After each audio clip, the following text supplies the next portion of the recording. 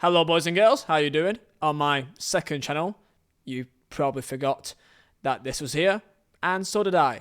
I was in the mood of talking about Burnley, and I felt like, you know what? Maybe if I record and upload a video here, maybe we'll win. So I'm kind of using this as some sort of superstition, and that if we win tomorrow against Luton, maybe I gotta keep doing it. I mean, it's flawless. It's a flawless concept, I can't lie. Burnley aren't doing the best. My expectations was quite high going into this year. I have complete belief in our manager, complete belief in our system, and in our players. We have quality, and we know of that. The main problem is that a lot's happened since last year. Our team is different just by the way that we play or by the personnel to last year. And it means that you got to basically evolve a new team in the Premier League, which is by far the toughest division in the world. And not only that, we've also played pretty much all of the best teams, bar 2 or 3. And that's what we find ourselves into right now. So we've got Luton away tomorrow, which should have been the second game of the year. However, due to the stadium not being ready at the time, it's got pushed back. Fine. Okay? So we are now in a situation that this is now touching do or die territory. Now, in theory, it's not, because that's stupid, right? We're only in early October, but by the mentality of the team, I feel like it is do or die. And I feel that way. This is not... It is absolutely a must not lose, but it feels like it's a must win. Because there's already such a lack of points that we've gathered from understandably tough teams, tough games. This is now technically the second game you look at and think, we could take something here. And this is going to be one of the rare occasions of this year that we look into thinking, we probably should win this. We're probably the favourites, and the bookies agree also. Not only by the way that we played this year and last year, we have got a better team, but not only that, we have got a much more expensive team. Remember, we've spent, touching 100 million in this window. Probably more than that if you want to include the loans, fees, add-ons from like the likes of Trezor, for example. We've spent a lot of money in comparison to Luton Town, which most agree have not spent much money, but understand why, because they've not got that much, and they are dealing with what they have, the resources that they have, and no matter, even if they go down this year, they've set themselves well for the Championship next year. And if they somehow stay up, then that's a massive bonus. And really is a massive, massive achievement. Way up there in maybe the top 5 greatest achievements in Premier League history. But here we are. We are now, as it stands, 19th in the Premier League. Only 3 teams this year have not won a game, including us, Sheffield United and Bournemouth. And Luton Town are 17th, and they just beat Everton away. They've just won a game. And they've now got Burnley at home on a Tuesday night under the lights. I mean, if you are a script writer, then you must think this is going to be another win for Luton, right? Back-to-back wins, and the storyline, the fairy tale, will be set. That's what most people think outside of the Burnley bubble. Now, I want to talk about this because I do want to give some perspective. Now, of course, I've been mildly critical at times by the fact that I do believe in the first 3 games that we set up to fail. Against City, you can't really complain about City because it's City, it's Haaland, fair enough. But Villa and Spurs at home, we set up drastically wrong in my opinion, and I get why. We are a great team. However, our consistency and our belief in our ability is what holds us back.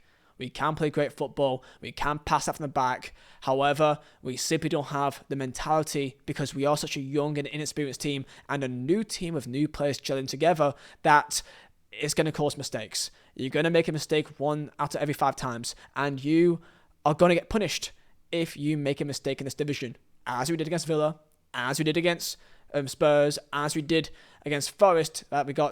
We should have won that game, but we got outdone by a moment of magic by Hudson-Odoi, a fantastic finish that no one could really do anything about. And then we got, I can say, looking back on, cheated a bit by VAR. And I think even Forest fans agrees that it was very, very harsh. But that's the league. That's the league that we're in. VAR exists, and that is going to be always a factor, not just for us, but for every other team in the division, that you are going to get hard done by, and your only hope is, by the entire context of the season, it levels it out. That we're going to get very unfortunate in that game against Forest, that we should have got 3 points, but we haven't. But maybe some other game this year that we may get really lucky and hold on to 3 points when we may not have been, where we not should have, right? So that's how I like to think about those games. And I think in the Villa and Spurs games, we were, in my opinion, naive in how he tried to play against them. Trying to be really on the front foot with players that weren't ready yet to play that way. Or, for some, aren't good enough to play that way. And we are just too vulnerable at the back for transitions. Now, we have got better. United at home was an improvement. Forest was an improvement. Newcastle, I don't think we played all that disastrous, but we caused our own downfall by 2 mistakes. Ramsey getting caught out and being punished by a great finish outside the box. No one can stop that finish, but it was our own mistake for causing that to happen in the first place. And then Al-Dakil for the second one, getting caught out, lunging for a tackle, causes a penalty. It's unfortunate, right? Of course, we weren't the best in that game, but hey, it's Newcastle, right? 4th place last year, and they are in the Champions League up against PSG in a week, after just beating Man City home and beating Sheffield down to the 8-0 away. So on paper, 2-0 away at Newcastle is fine. You don't really mind that much. I kind of went into the game thinking we're probably going to lose, just hope to play all right. And did we play okay? Okay, I guess. But we had our chances. Amdouni should have scored in the 4th minute. We didn't make a count. That goes in. We can set up differently. Could be a different game. You never know. But we aren't... we aren't clinical. We aren't. Because, again, we're a young team and we don't know our best team. I don't think you know and I know what our best team is. Sorry, this banana. I don't know what our best team is. And that is a product of how many players that we brought in. Now, I'm a bit... I got another issue as well that it's not their fault. It's not the club's fault. But I feel like the team of last year, the team that won the league, I feel a bit disconnected to the club in that aspect that the players that won the league last year, this is not the same team. Like, the three players that was a massive player last year in Martson, Teller, and Horribellis are gone. And 3 of our other key players that just are here but not playing is Manuel Benson, Zaruri, and Muric. And others like Barnes that went as well. But it's a completely different team. So trying to feel that connection to the club again, you know, it's always there, of course, but you're just waiting for something to click. And it feels like the players feel that way too. That the cohesive nature of our team last year, of how players knew just off by heart where players would be, it's not there. It's a new set of players, and therefore you need time to make it gel. And in this division, it's hard to get time. So going on to the game tomorrow, Luton is a must not lose. But at this stage already, it's a more than a 6 pointer for me, because mentality-wise, if we lose this game, that could be disastrous. Now, does that mean that we're going down? No. It doesn't mean we're going down if we lose tomorrow. But it could be a massive, massive nail in what could be a very long coffin if we react incorrectly. Because we are, again, young team, rather inexperienced, with some key players that are somewhat experienced or have got experience, but some don't play or on the verge of not playing in the first place. Taylor, for example, barely even played last year. He played as a centre-back or as a good player to bring on off the bench. Now he's a start in the Premier League. That doesn't feel like that was planned at all. Mortson should have been in plan. Didn't work out. We waited till the final day. That was a bit of a mess up. Out of many things the club got right, that was one thing that you felt like that should have been looked at and dealt with earlier. Brownhill didn't even start the first 3 games, and it felt like he wasn't really part of the plans to start the year 2, despite being a key part of last year. And of course, Cork isn't ready. Well, Cork isn't he's not got the physicality in this league anymore, other than, minimal minutes, unfortunately. I love Cork to bits, but we all know that he's probably not ready for this level anymore, unfortunately. So then you look at the rest of the team, you got Connor Roberts, who could be a lower tier Premier League right back, playing differently this year to last year, obviously, and that's because it's a much more tougher league. You can't really play inverted anymore as often as last year, because you're going to get caught out much more. That makes sense. So it just feels like tomorrow is so huge that if we do lose, that could really hinder the belief in our ability, which I don't think company will want to happen, or I don't think it will happen, but there's going to be that doubt. And once that doubt sets in, it can easily break out and spread out to the entire team. So, I don't know. Me doing this video is just me kind of just talking about my thoughts about the club right now. I'm still confident that we'll stay up. However, this is the game now. We've now got some big games that I'm thinking, okay, wait till November. Wait till November to make my judgment. And I shall keep on waiting. But this is now showtime. This is now go time now. This is now show what you can do.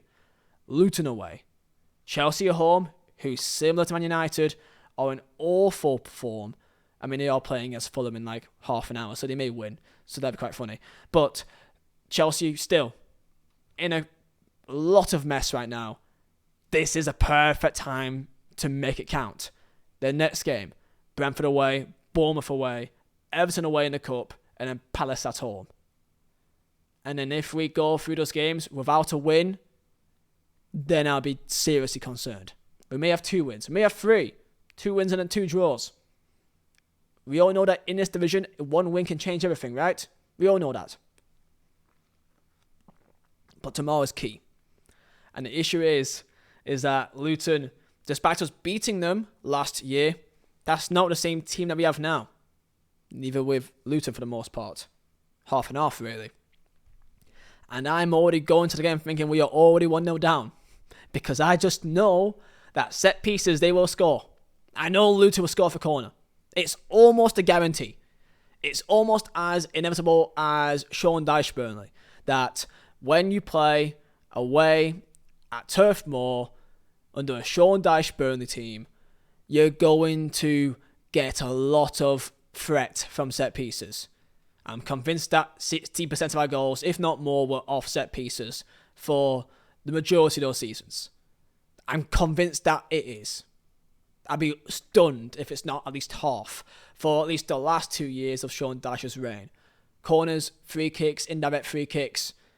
It's going to be a nightmare, and we've got players that, again, maybe a bit young and maybe a bit lightweight, that will struggle to deal with that. And I'm looking at it thinking we've got to score 2. We've got to score 2 to win this game.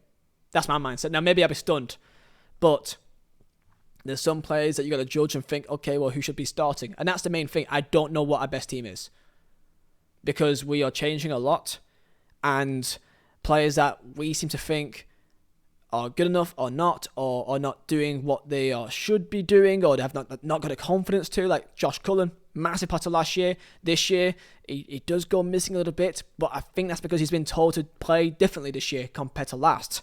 And then a lot of debate about Trafford and Muric, who should be starting.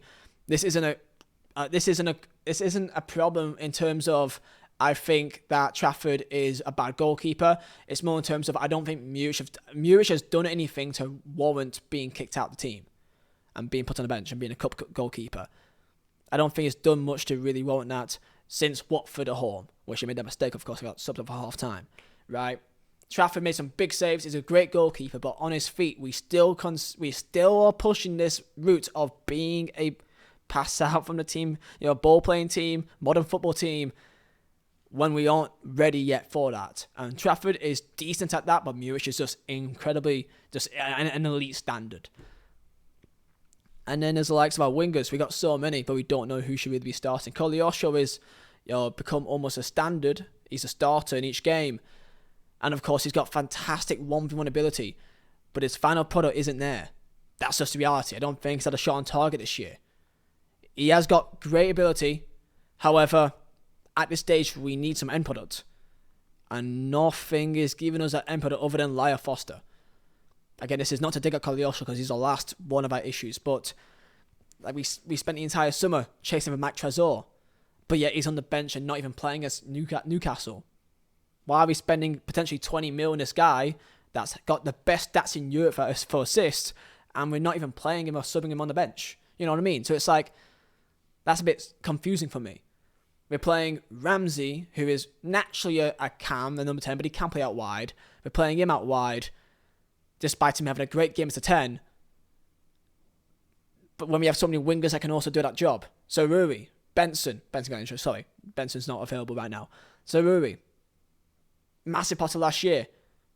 Not in his starts, and he's playing more centrally now. So Rui is no longer even a winger, he's now playing more centrally. I don't get that, really. So Rui's best trait is his 1v1 ability, similar to Koleosho. And with Zeruri, we've seen that he's got some input in terms of he can cut inside or go out wide, he can cross, he can be a bit inconsistent, but we've seen that from him.